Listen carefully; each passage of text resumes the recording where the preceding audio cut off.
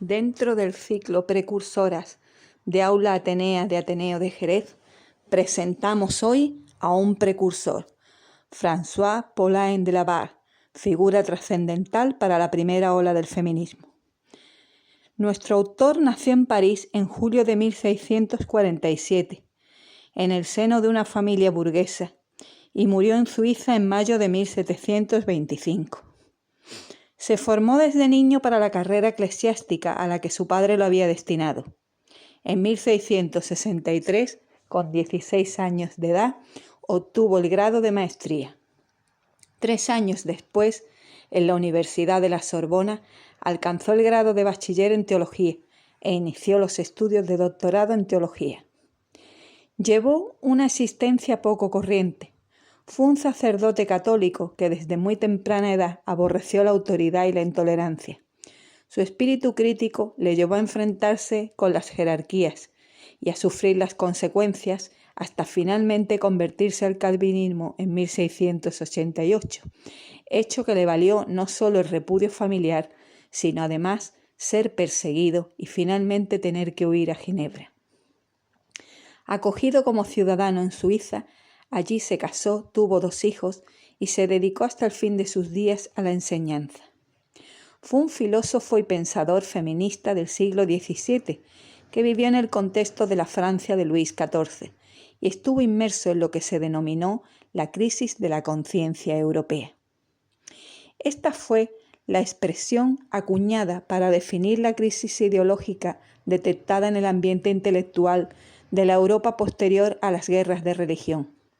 Numerosos pensadores apostaban por superarla a través de la razón, partiendo de la constatación de las limitaciones de la ciencia y la preocupación por el ser humano, frente a la tradición, el oscurantismo y los dogmatismos que habían imperado hasta entonces.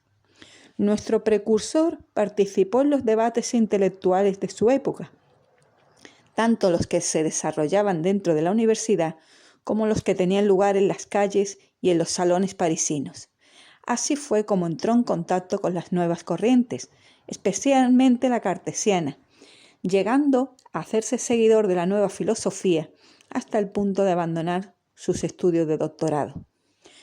Nuestro precursor había entrado en contacto en los salones literarios con el movimiento preciosista, denominación de un movimiento social y cultural que precede al clasicismo francés y hasta cierto punto lo prepara en la primera mitad del siglo XVII.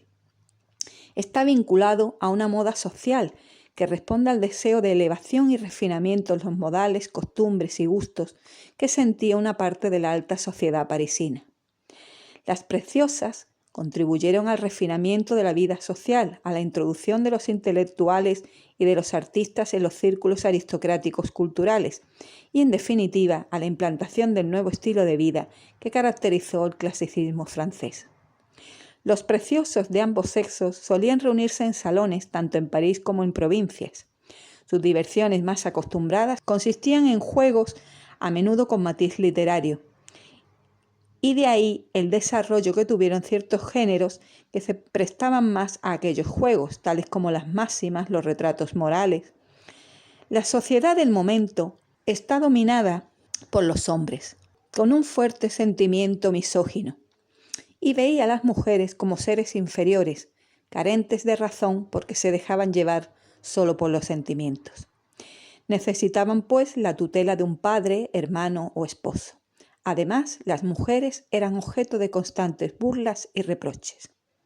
Las aristócratas cultas cuestionaban la autoridad marital, pedían el acceso al mundo intelectual y promovían la consolidación del francés como lengua moderna y viva, frente a las lenguas muertas que, por no ser conocidas por la mayoría de la población, excluían especialmente a las mujeres. Se considera que la primera ola del feminismo comienza con la obra de Paulin Delabarre, titulada De la igualdad de los dos sexos. En este libro, la mujer pasa a ser por primera vez sujeto epistemológico. Está escrita en un género de vindicación que se produce a partir del momento en el que las ideas del barroco y las de la filosofía cartesiana fundamentan un concepto de igualdad válido contra el antiguo régimen y los privilegios de sangre que excluían a las mujeres.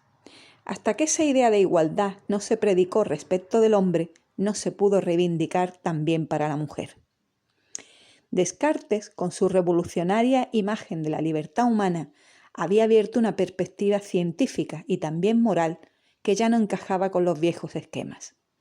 El ideal era que cada uno, con la luz de su razón, pudiera encontrar el camino al margen de dogmas y tutelas.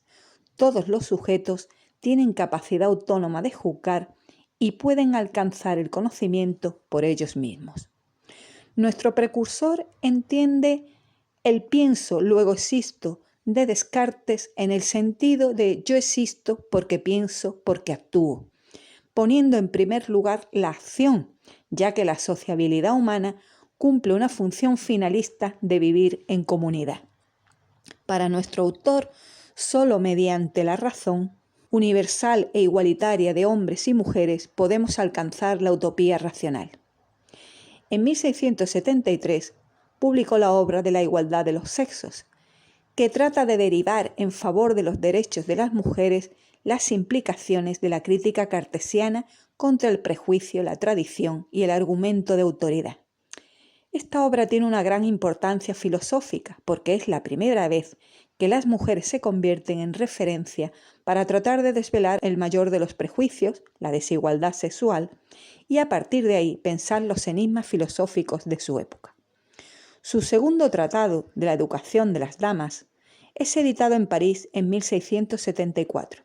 Se presenta en forma de diálogo y tiene una gran trascendencia, ya que si bien la educación era un asunto muy discutido en la época, la novedad está en que nuestro autor propuso las bases para un programa educativo igualitario y universal para ambos sexos.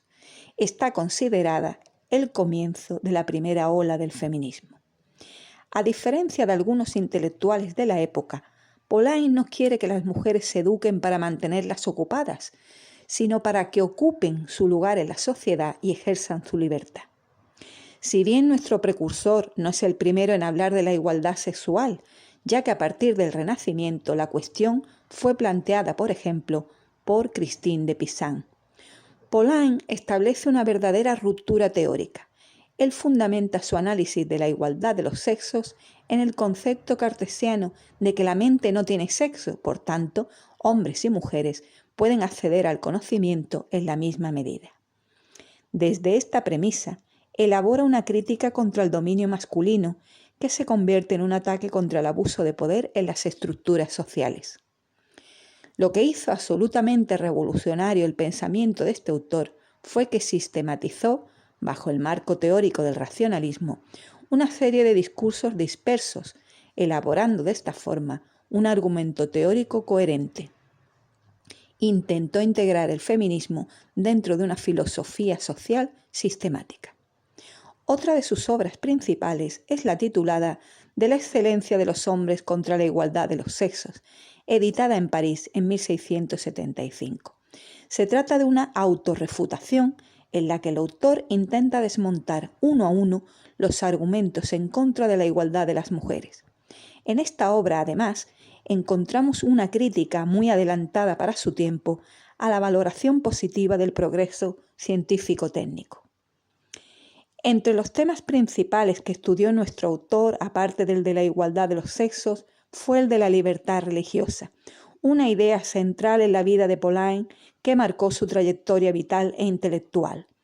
A lo largo de toda su existencia, luchó por ejercer la libertad de conciencia y defender la libertad de opinión. Sus posiciones teóricas contenían los temas clave que serían desarrollados posteriormente en la Ilustración, adelantando cuestiones claves para el feminismo, como el hecho de que la diferencia natural entre hombres y mujeres no es fundamento de la desigualdad, idea que desarrollaría la filósofa Simone de Beauvoir en su ensayo El segundo sexo.